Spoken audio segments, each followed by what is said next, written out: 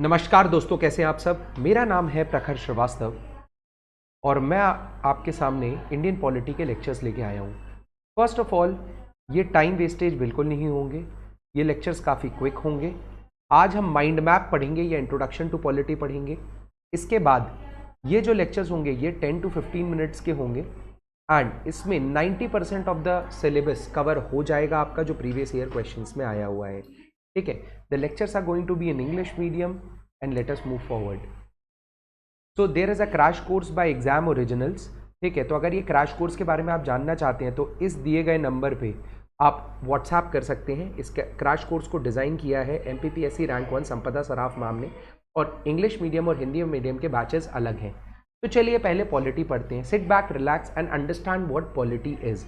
देखो, polity is all about knowing your nation. ये देश काम कैसे करता है।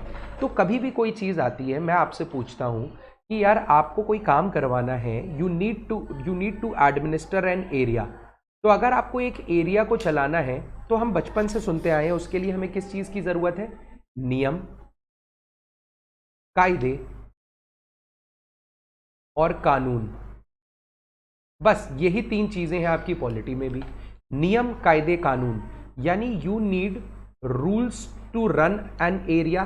इस देश को चलाने के लिए कुछ रूल्स होने चाहिए, उन रूल्स को इम्प्लीमेंट करने वाले कई लोग होने चाहिए, और अगर इम्प्लीमेंटेशन प्रॉपर नहीं हो पा रहा तो उसकी इंक्वायरी करने वाले कुछ लोग होने चाहिए। अभी हम इंडिया की बात नहीं करते, इंडियन पॉलिटी की बात नहीं करते, अभी हम सिंपल समझते हैं। बिलीव मी, अगले 10 मिनट के बाद आपका कॉन्फिडेंस इतना हाई होगा इंडियन पॉलिटी को लेके जो आपने कभी इमेजिन नहीं किया होगा। जस्ट अंडरस्टैंड, एक एरिया को चलाना है तो वी नीड नियम, कायदे एंड कानून। यही चीजें हमें इंडियन पॉलिटी में भी पढ़नी है, क्योंकि इंडियन पॉलिटी क्या है, ये देश कैसे चलता है। तो सबसे पहले हम लिखते हैं यहाँ पे रूल्स। तो अगर रूल्स बनाना है तो रूल्स बनाने के लिए कुछ बॉडीज होंगी, नेशनल लेवल पे, स्टेट लेवल पे, हमें उनके बारे में पढ़ना पड़ेगा। इंप्लीमेंट करने के लिए कुछ बॉडीज होंगी, उनके बारे में पढ़ना पड़ेगा, और इंक्वायरी करने के लिए कुछ बॉडीज होंगी तो उनके बारे में पढ़ना पड़ेगा। अब हम इन सबको इरेज करके फिर से स्टार्ट करते हैं। देखिए, अब मैं अगर इंडिया की बात करूं, ध्यान से देखिएगा, ये है मेरा प्यारा भारत। ठीक है, इस भारत को मैंने बेटर एडमिनिस्ट्रेशन के लिए कुछ स्टेट्स में डिवाइड किया हुआ है। ये स्टेट्स हैं, कुछ स्टेट्स में डिवाइड किया हुआ है। ठीक है सर, कोई दिक्कत नहीं है।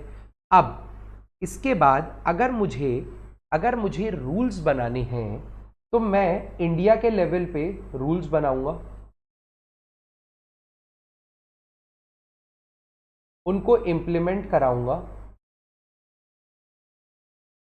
और कोई इशू होगा तो इंक्वायरी होगी। सिमिलरली, जब कभी स्टेट की बात आती है तो स्टेट को खुद के रूल बनाने की इजाज़त है। तो स्टेट अपने खुद के रूल बनाती है, उनको इम्प्लीमेंट करती है, और गलती होने पे इंक्वायरी भी होती है। ठीक है, इसके बाद गांधी जी और बाकी लोगों ने काफ़ी बार इस चीज़ का निर्णय कहा है कि भाई लोगों के हाथ में पावर होनी चाहिए, और सिर्फ इंडिया और स्टेट्स नहीं, आपको गांव के हाथ में भी पावर देनी पड़ेगी। तो इसीलिए इसके नीचे आता है लोकल सेल्फ गवर्नमेंट। अब लोकल सेल्फ गवर्नमेंट 2 टाइप की होती है, एक होती है आपके रूरल एरियाज़ के लिए, और एक होती है आपके अर्बन एरियाज़ के लिए। ठीक है, तो यहाँ पर भी कोई ना कोई रूल बनाएगा, यहाँ पर भी कोई रूल बनाने वाली बॉडी होगी, कोई उसको इम्प्लीमेंट करेगा और कोई उसकी इंक्वायरी करेगा। बस अभी हमें इतना समझ में आया कि किसी एरिया को चलाना है तो मुझे 3 चीज़ों की ज़रूरत पड़ती है, रूल्स एंड रेगुलेशन, उनको इम्प्लीमेंट करने वाली बॉडी, और अगर कोई गड़बड़ हो रही है तो उसको इंक्वायरी करने वाली बॉडी। बस, तो इसी लाइंस पे हम इंडियन पॉलिटी को भी देखते हैं। इंडियन पॉलिटी में सबसे पहले आपको सेंट्रल गवर्नमेंट पढ़ना है।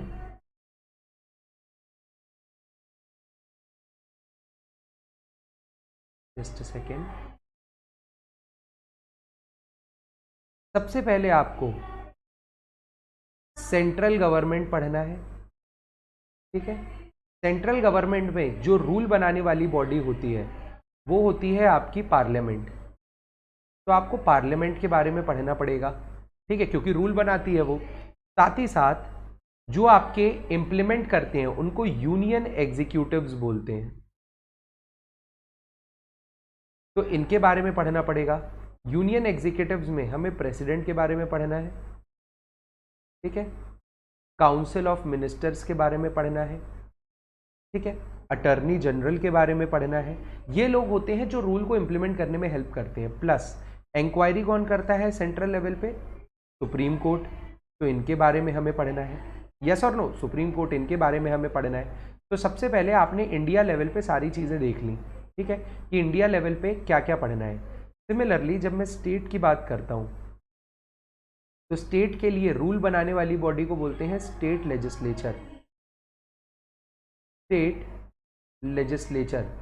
तो you need to study about state legislature. फिर आपको स्टेट एग्जीक्यूटिव्स के बारे में पढ़ना पड़ेगा। तो इसमें आपके कौन आएंगे? गवर्नर आएंगे। फिर स्टेट का काउंसिल ऑफ मिनिस्टर आएगा, चीफ मिनिस्टर आएंगे, ठीक है। तो दैट इज वाई आपने स्टेट एग्जीक्यूटिव। और इस लेवल पे जो इंक्वायरी करता है वो कौन होता है? High court. इसके बाद अगर मैं देखूं तो ध्यान से अगर आप देखोगे,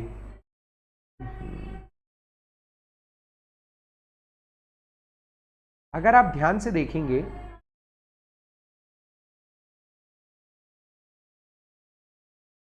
इसे ड्रॉ कर लिया जाए, ठीक है। अगर आप ध्यान से देखेंगे इसके बाद आपको लोकल सेल्फ गवर्नमेंट में आपको रूरल एरियाज के बारे में पढ़ना है कि रूरल एरियाज में कैसे कैसे रूल्स बनते हैं। तो उसको बोला जाता है 73rd अमेंडमेंट एक्ट।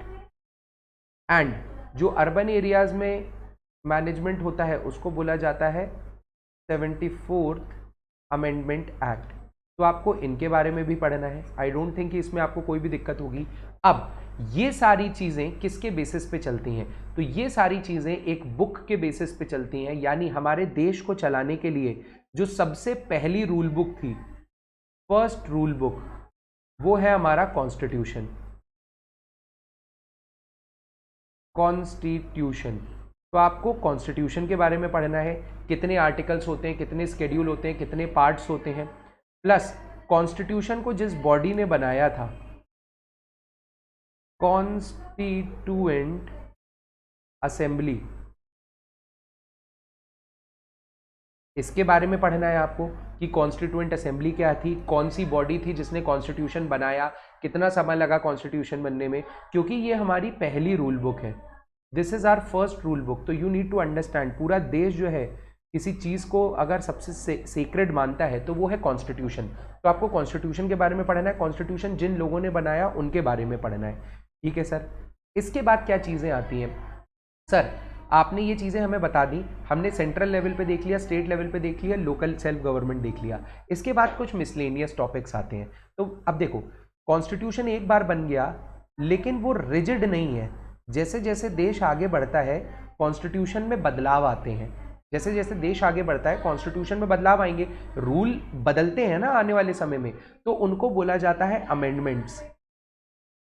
तो आपको एक टॉपिक पढ़ना है कॉन्स्टिट्यूशनल अमेंडमेंट्स। आपको एक टॉपिक पढ़ना है जिसको बोला जाता है constitutional amendment. Is it clear? इसके बाद कॉन्स्टिट्यूशन में एक छोटा सा टॉपिक आता है, कॉन्स्टिट्यूशन का ही जो पहला समरी है उसको बोलते हैं प्रीएम्बल। तो आपको प्रीएम्बल भी पढ़ना है। मैं इसको हाईलाइट वो कर देता हूँ, बॉक्सिंग। ये टॉपिक्स हैं आपके जो पढ़ने हैं आपको। प्रीएम्बल के बारे में भी पढ़ना है भाई। इसके बाद देश कैसे चलता है वो हमने देख लिया, ठीक है। अब इस देश में अगर आप रह रहे हो तो आपके कुछ अधिकार होंगे, ठीक है, जो सेंट्रल गवर्नमेंट, स्टेट गवर्नमेंट और लोकल गवर्नमेंट को एक इंसान को देने पड़ेंगे। क्योंकि अगर सारी पावर इनके हाथ में दे दी गई तो लोगों के हित में भी तो कुछ होना चाहिए। सो दैट इज वाई जो कॉन्स्टिट्यूशन है उसमें फंडामेंटल राइट्स का जिक्र है। फंडामेंटल राइट्स वो राइट्स होते हैं जो किसी इंसान को जीने के लिए या अपनी अच्छी लाइफ लीड करने के लिए मदद करते हैं। तो ऑब्वियसली उनके बारे में हमें पढ़ना है। जब लोग ले रहे हैं तो लोगों को देश को देना भी तो पड़ेगा। तो लोगों की देश की प्रति ड्यूटी क्या है? फंडामेंटल ड्यूटीज बोलते हैं, तो आपको ये पढ़ना है। इसके बाद आपको डीपीएसपी भी पढ़ना है। डीपीएसपी क्या होता है? वो फंडामेंटल राइट्स या वो राइट्स जो सरकार को इंसान को देने चाहिए बट दे नहीं सकती। फॉर एग्जाम्पल एजुकेशन, ये सरकार को लोगों को देना चाहिए फ्री में, लेकिन इतना पैसा ही नहीं है सरकार के पास कि दे पाए। बट एनीवेज ये भी आपको पता चल गया, वो राइट जो देना चाहिए लेकिन दे नहीं पाती सरकार, लेकिन फिर भी कोशिश करनी चाहिए। कोई स्टेट गवर्नमेंट फ्री एजुकेशन कर देती है, कोई नहीं कर पाती है, बट मोर और लेस आपको समझ में आ गया कि क्या चीज़ें कवर अप करनी है। Is it clear? I don't think कि इसमें दिक्कत है।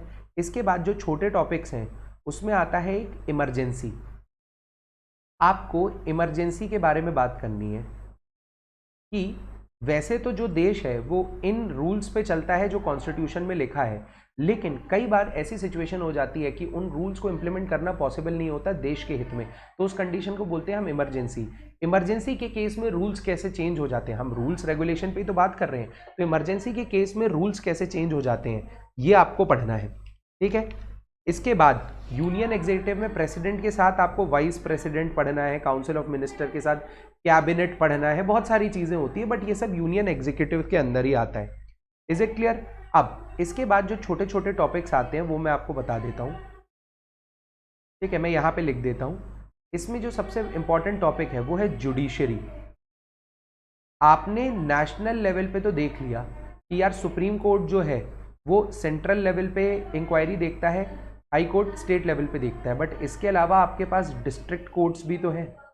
डिस्ट्रिक्ट कोर्ट्स हैं, स्पेशल कोर्ट्स हैं, जैसे विमेन की प्रोसेस को जल्दी सॉल्व करने के लिए हमने स्पेशल कोर्ट्स बनाए हैं, तो स्पेशल कोर्ट्स हैं, ये आपको देखना है। समझ में आया? ये आपको देखना है। इसके साथ साथ कुछ बॉडीज़ होती हैं। अब जब इसमें एग्जीक्यूटिव्स की बात आती है तो इनमें कुछ बॉडीज़ होती हैं, उन बॉडीज़ के बारे में भी आपको ध्यान में रखना है। मैं यहाँ लिख देता हूँ। तो आपको कुछ कॉन्स्टिट्यूशनल बॉडीज़ होती हैं उनके बारे में पढ़ना है, यानी जो कॉन्स्टिट्यूशन जिन बॉडीज़ को बनाने के लिए बोलता है, कॉन्स्टिट्यूशनल बॉडीज़। और कुछ होती हैं non constitutional bodies, non constitutional bodies. और कुछ होती हैं जो कॉन्स्टिट्यूशन में तो नहीं दी हुई हैं, बट यस पार्लियामेंट ने बना दी है उन बॉडीज़ को, तो उनको बोलते हैं स्टैट्यूटरी बॉडीज़। आप बिल्कुल लोड मत लीजिए, ये सारी चीज़ें एक एक आपके दिमाग में जाएगा। बट अभी एक हल्का सा आइडिया ले लो कि पॉलिटी में पढ़ना है क्या है। पॉलिटी में ये देश कैसे चलता है, देश को 3 भागों में बांटा गया है, सेंट्रल लेवल, स्टेट लेवल और लोकल लेवल। उनमें क्या क्या चीज़ें होती हैं, उनमें नियम कायदे कानून बनते हैं, उनके बारे में पढ़ना है हमें। उसके बाद जैसे जैसे चीज़ें बदलती जाती हैं उनके बारे में हमें पढ़ना है। इसके बाद ध्यान से आप देखोगे इसमें बहुत सारी आ जाती हैं कॉन्स्टिट्यूशनल नॉन कॉन्स्टिट्यूशनल बॉडीज़ में, मतलब आपका CBI, chief central election commission, ठीक है, उसके बाद सेंट्रल फाइनेंस कमीशन, ये सारी बॉडीज़ आ जाएंगी। मैं सबके नाम नहीं लिख रहा हूँ। इसके बाद आपको छोटी छोटी चीज़ें करनी रहती है, जैसे जुडिशरी में एक टर्म आता है ट्रिब्यूनल, तो आपको ट्रिब्यूनल्स के बारे में पढ़ना है कि ट्रिब्यूनल्स क्या होते हैं, इंडिया को कैसे फ़ायदा हुआ है ट्रिब्यूनल से। इसके साथ साथ इलेक्शंस कैसे होते हैं इंडिया में, क्या क्या दिक्कतें आती हैं इलेक्शंस में, ये भी आपको पढ़ना है। तो इलेक्शन बहुत इंपॉर्टेंट टॉपिक हो जाता है, ठीक है। और यही आपका कॉन्स्टिट्यूशन का फ्रेमवर्क है। आई होप क्लियरली आपको समझ में आ गया होगा। माइंड मैप मैंने बता दिया आपको, ठीक है। तो presidential, parliamentary form of government, unitary and federal structure, ये मैंने अभी आपको बताया नहीं, बट ये दो इंपॉर्टेंट है। फंडामेंटल राइट, डीपीएसपी, ठीक है, fundamental duties, parliament, president, vice president, ये सारी चीज़ें मैंने आपको बता दी और यही आपके सिलेबस में मोर और लेस है। बट यहाँ पे जो भी हमने डिस्कस किया है ना, वो सारी चीज़ें कवर अप हो जाएंगी आपकी, ठीक है। तो अब मज़ा आएगा ना बिडू, जब कंसेप्चुअल क्लैरिटी है तब नहीं आएगा मज़ा तो कब आएगा, ठीक है। अब आपको पता है कि आप क्या पढ़ने वाले हो आने वाले लेक्चर्स में, तो don't forget to subscribe for our Telegram channel. यहाँ पे आपको ये सारी पीपीटीज़ जिनसे मैं पढ़ा रहा हूँ, ये सारी पीपीटीज़ इसी टेलीग्राम चैनल पे आपको मिलेगी। जल्दी से आपको इसमें 10,000 सब्सक्राइबर्स करवाने हैं, ठीक है। और जिस दिन 10,000 सब्सक्राइबर्स होंगे उस दिन मैं आपके लिए बहुत बड़ा गिफ्ट लेके आऊँगा। काफ़ी सारा फ्री कंटेंट है और पूरा मेरे एक विश्वास मानिए कि सारी चीज़ें मैं फ्री में इस चैनल पे देने की कोशिश करूँगा, ठीक है। तो don't forget to our Telegram channel को सब्सक्राइब करना। इसके अलावा हमारे फुल कोर्सेज चलते हैं। अगर आपको लगता है कि आपको फुल कोर्स नहीं लेना है, किसी यूनिट का कोर्स लेना है, तो वो भी काफ़ी नॉमिनल रेट्स पे अवेलेबल है। हमारी बुक्स होती हैं जो आपके घर पे हम डिलीवर करते हैं, यानी स्टडी मटेरियल हम आपके घर पे पूरा डिलीवर करवाते हैं। चाहे हिंदी मीडियम हो या इंग्लिश मीडियम हो, आप अपनी तैयारी शुरू कर सकते हैं मात्र 1 रुपये से। ठीक है, और हर यूनिट का अलग अलग भी अवेलेबल है, इंडियन इकोनॉमी इंग्लिश अलग, इंडियन इकोनॉमी हिंदी अलग, ठीक है। तो 499 599 से चीज़ें चालू होती हैं, तो what are you waiting for, ठीक है। Thank you and all the best.